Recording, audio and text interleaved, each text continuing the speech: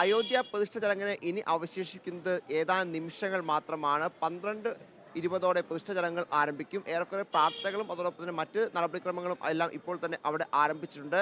അയോധ്യയിലേക്ക് എത്തുന്ന ഇരുവീഥികളിലെ രണ്ട് വശങ്ങളിൽ കലാകാരന്മാരുടെ കലാപരിപാടികൾ ഉൾപ്പെടെ നടന്നു വരികയാണ്. അതോടൊപ്പം തന്നെ പ്രധാനമന്ത്രി പത്തേകാലോടെ അയോധ്യയിൽ എത്തും. അയോധ്യ വിമാനത്താവളത്തിൽ എത്തും. അവിടെ നിന്ന് അദ്ദേഹം പ്രത്യേകം ക്രമീകരിച്ചിരിക്കുന്ന ഹെലിപ്പാഡിലേക്കാണ് എത്തുക. പിന്നീടാണ് രാമക്ഷേത്രത്തിലേക്ക് എത്തുക എന്നാണ് ഇപ്പോൾ അറിയിച്ചിരിക്കുന്നത്. പ്രധാനമായും പ്രധാനമന്ത്രി എത്തുമ്പോൾ അദ്ദേഹം ഇന്നിപ്പോൾ 12 മുതൽ 12:50 വരെ അവിടെ ഉണ്ടാകും എന്നാണ് നമുക്ക് ലഭിക്കുന്നത്. 12:20 അഭിജിത്ത് മുഹൂർത്തത്തിലാണ് ഇതുമായി ബന്ധപ്പെട്ട പ്രതിഷ്ഠ ചടങ്ങുകൾ നടക്കുക. അതുമായി ബന്ധപ്പെട്ടുകൊണ്ട് ബാക്കി നടപടിക്രമങ്ങൾ ഉൾപ്പെടെ അവിടെ പൂർത്തിയായി വരികയും ചെയ്യുന്നുണ്ട്. ഏതാണെങ്കിലും അയോധ്യ വലിയ രീതിയിലുള്ള ഒരു ഉത്സവ ലഹരിയിലാണ് ഉള്ളത് എന്ന് പറയാം. കാരണം രാജ്യത്തിന്റെ വിവിധ കോണുകളിൽ നിന്ന് നിരവധി വിശിഷ്ട അതിഥികൾ ഉൾപ്പെടെ അങ്ങോട്ട് എത്തുന്നുണ്ട്. ഇതിനോടകം തന്നെ അമിതാഭ് ബച്ചൻ അടക്കമുള്ള സിനിമാ താരങ്ങളെല്ലാം ഇന്ന് അങ്ങോട്ട് പുറപ്പെട്ടിട്ടുണ്ട്. രജനികാന്ത് അടക്കമുള്ളവർ ഇന്നലെ തന്നെ അവിടെ എത്തുകയും ചെയ്തു. കേരളത്തിലാണെങ്കിൽ പോലും PT ഉഷ അടക്കമുള്ള നിരവധി ആളുകൾ അവിടെ ഈ ചടങ്ങിൽ പങ്കെടുക്കാൻ വേണ്ടി എത്തിയിട്ട് അത്തരത്തിൽ എല്ലാ ഒരുക്കങ്ങളും ഏറെക്കുറെ പൂർണ്ണമായിരിക്കുന്നു.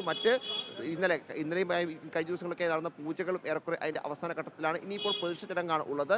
എന്താണെങ്കിലും ഇപ്പോഴത്തെ സാഹചര്യത്തിൽ വലിയ സുരക്ഷ അയോധ്യയിൽ ഒരുക്കിയിട്ടുണ്ട് എന്നാണ് നമുക്ക് ലഭിക്കുന്നവരും. പ്രത്യേകിച്ച് കഴിഞ്ഞ കുറേ ദിവസങ്ങളായി നമുക്കറിയാം അവിടെ വലിയ രീതിയിൽ തന്നെ സുരക്ഷാ ഉദ്യോഗസ്ഥരെ വിന്യസിച്ചിരുന്നു. ഏകദേശം 13,000-ലധികം വരുന്ന ഉദ്യോഗസ്ഥരെയാണ് സുരക്ഷയ്ക്ക് വേണ്ടി അവിടെ ഒരുക്കിയിരിക്കുന്നത്. അതോടൊപ്പം തന്നെ ഡ്രോൺ ക്യാമറകൾ, അതോടൊപ്പം തന്നെ 10,000-ഓളം വരുന്ന CCTV ക്യാമറകളൊക്കെ അവിടെ നിരന്തരം പ്രവർത്തിച്ചുകൊണ്ടിരിക്കുകയാണ്. ഒപ്പം മറ്റു പ്രവർത്തനങ്ങൾ പ്രധാനമായും ഉത്തർപ്രദേശ് ഭീകരവിരുദ്ധ സ്ക്വാഡിനാണ് അതിന്റെ സുരക്ഷാ ചുമതലയുള്ളത്. അതുമായി ബന്ധപ്പെട്ട് അവരുടെ ഭാഗത്തു നിന്നും മറ്റ് നടപടിക്രമങ്ങൾ എല്ലാം മുന്നോട്ട് പോകുന്നു. അതോടൊപ്പം ദില്ലി അടക്കം രാജ്യത്തിന്റെ എല്ലാ ഭാഗങ്ങളിലും ഇന്ന് വലിയ രീതിയിൽ തന്നെ ആഘോഷങ്ങൾ ഉണ്ട് എന്നുകൂടി ഈ ഘട്ടത്തിൽ എടുത്തു പറയണം.